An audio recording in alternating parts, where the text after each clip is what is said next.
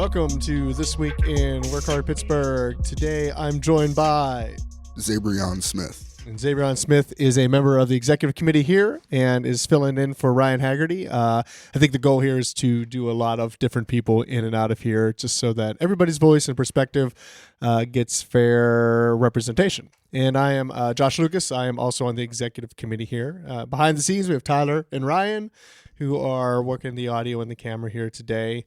So thanks to those folks. So it's actually a light informational day. We've applied for several important funding opportunities. The first is being included in the federal 2022 budget through a line item appropriation. So Zabrion, do you want to explain what that means, maybe? Yeah, a little bit. So correct me if I'm wrong, but federal appropriations were recently reopened, right? That was the case. So what that resulted in is kind of a mad dash across many organizations that look for that type of funding to get letters of support and finalize projects so that they can send them in, so that they can be observed. I believe the case is that they're going to pick like 7 projects from Allegheny County and 3 from Beaver County, where Aliquippa is. Unrelated note. And from there, they'll give out some monies. Organizations will use that to further their goals. For us, one of our goals is to build upon 120 Millbridge and the work that we're doing there. So being able to secure this federal appropriations money will allow us to take essentially a box and put it on top of 120 Millbridge, which is also a box. So we will add another floor, which will increase our capacity. And yeah. So that request is for $500,000 for construction costs and labor. It's matching funds, technically, I believe. So it will have to be paired with something else like the RACP money, which is a state version of that. But while highly competitive, we're well positioned to potentially receive those awards in 2022. And if we do, that's basically $1 million of rehab, give or take, on 120 Millbridge, which would create that ecosystem that you and I and many members here have talked about over and over again. So also this week, the RAND Corporation has invited us to join them in an ask to the Google Impact Fund, which is the national Google grant maker. It's sort of the foundation. Who is the RAND Corporation? That's a great question, Zabrion. Yeah. So the RAND Corporation is a think tank, an economic think tank. Basically, it's a nonprofit that goes around the country, partners with different sort of economic initiatives, and then tries to understand their impact and their effectiveness. So what was the example you used, Ryan, as another example? Yeah, so very similar to like a Pew Research. So they're supposed to be apolitical, but these political think tanks usually work in some kind of niche, and then they find partners and collaborators and try to create a better country out of those relationships. So what's cool about this one, though, this letter of interest includes Women in Tech Pittsburgh, which is a nonprofit organization here in town, also working to pipeline underrepresented groups into the tech and tech adjacent economy. And who runs that? Yeah, so I don't know who runs it. I know who participates over there. Okay. Shawnee, an Academy Pittsburgh grad, is one of the leaders over there. I'm not sure what her title and position is there. Yeah, so there's 5 or 6 prominent women in the Pittsburgh tech ecosystem that have all formed this nonprofit in the last year. And the programmatic stuff is related to sort of how do you prepare someone from an underrepresented group to go into some sort of technical training like Academy Pittsburgh's Web Developer Bootcamp.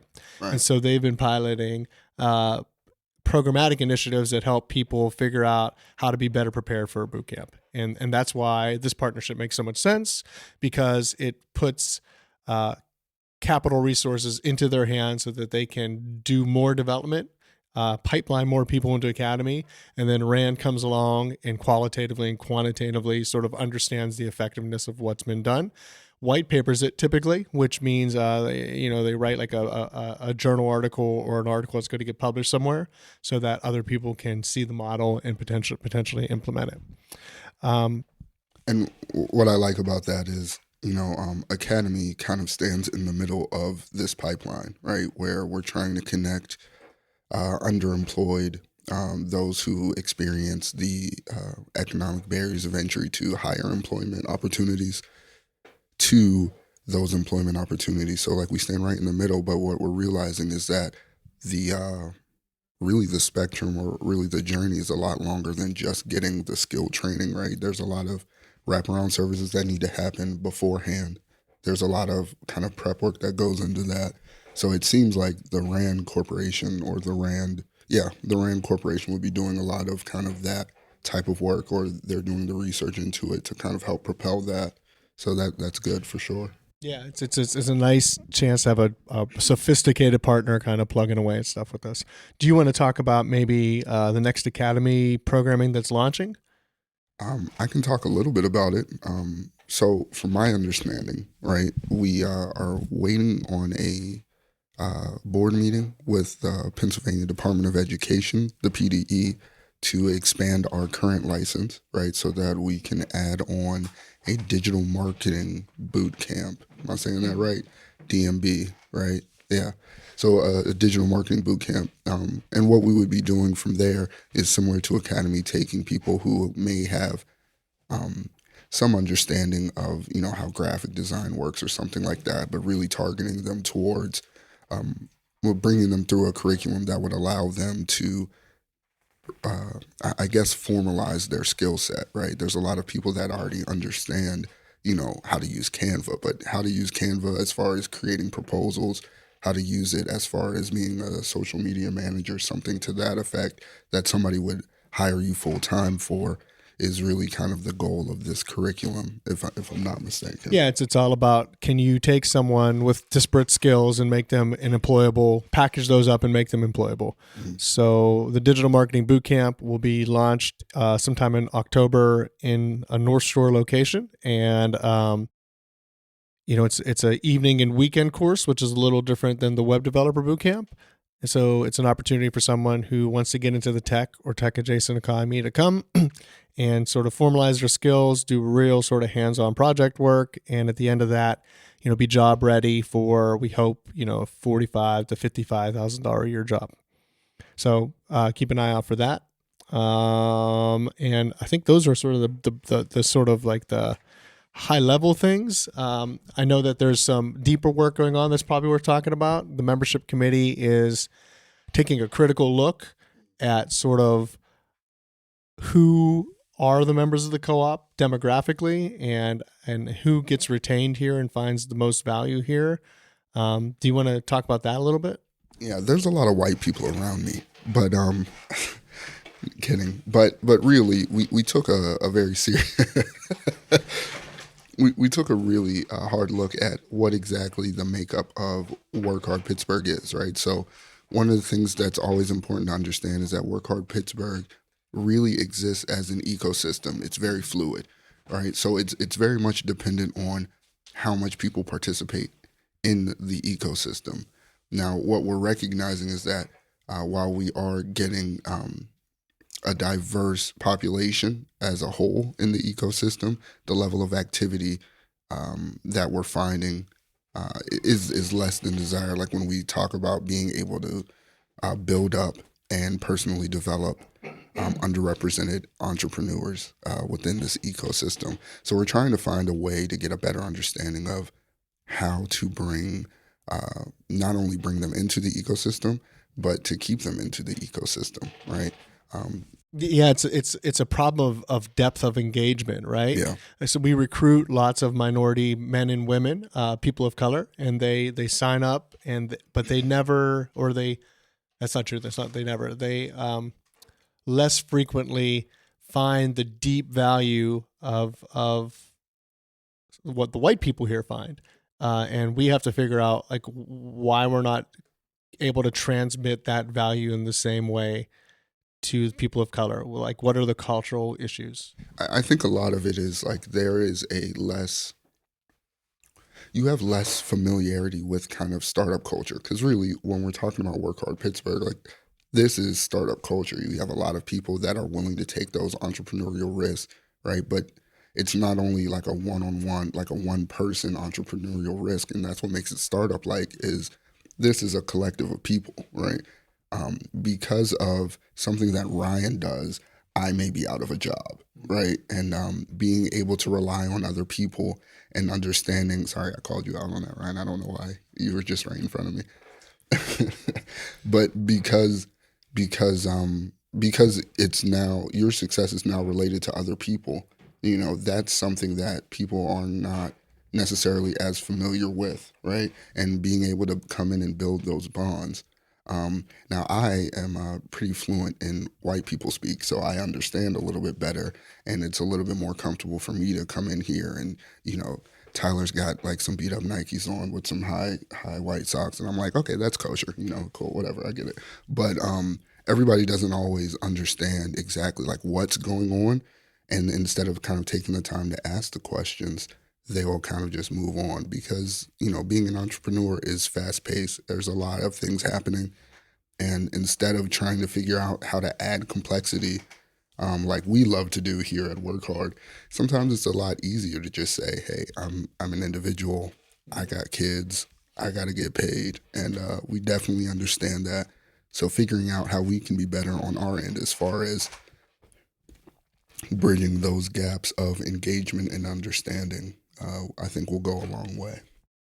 And I think, our lack of staff here also is a huge problem. And because of like the way we are funded and the way that we choose to spend our cash resources, Academy Pittsburgh has John and Jean to culture build and keep a community together and make sure that folks are getting equal time or getting an opportunity to express their perspective. And so we don't see the same issue around diversity inside of Academy Pittsburgh's classroom. We do really well recruiting underserved groups. We do really well retaining them. We do really well placing them into jobs.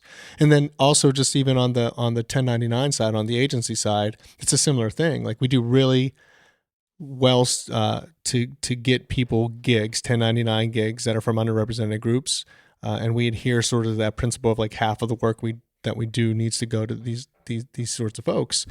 But here at Work Hard, it's literally chaos. It's literally like a free for all of humans just kind of doing the day-to-day entrepreneurial activity that they do, and there's no structure. There's no person to ask a question to that is like, there all the time to answer. There's no one to, express discomfort or cultural realities about like what they're experiencing. So one of our goals in this next funding round is to hopefully have the capital in hand to create that position. That's sort of like chief organizing officer of the cooperative, whose primary task, honestly, is going to be around making sure that members are able to express their concerns and have those answered in a methodical way, which is just not something we do well here. Yeah, I think a lot of it also just goes back to like understanding that structure, right? Like of what the co-op is and for what reason, right? So one of the things that I've been enjoying is that we've been taking critical looks at exactly like how this is structured. What are these committees? What are they supposed to be doing? What is the outcome that we want out of them, right? Because I think that it's one thing to make a committee. It's another thing to make a committee that's related to another committee, and those actually feed into each other, right? And I think we're learning kind of the ins and outs of that. And I think a lot of that comes with, the more people that we have that are going to be actively engaged to kind of feed into the system, the better the system's going to represent what we want it to, right? But before that, there's just kind of like a lot of on paper, this makes sense. But you see in reality, like once we have more engaged people, okay, maybe we don't need this committee, or maybe this committee really feeds into this one in this following way. So definitely looking forward to being able to kind of fit more pieces into this, because I think that'll give it like a more realistic form. Yep. All right. So I think that's it, unless you have more to add. No, I'm okay. All right. So thanks everybody for watching. I'm Josh Lucas again. Zabrion Smith. And thanks to Tyler and Ryan in the media side that produce this every week. You can find this on YouTube. You can find this on Spotify. I suspect you can find this on Libsyn too if you like to search Libsyn. But please give us feedback, leave comments, like, subscribe, all that stuff. Thanks for watching.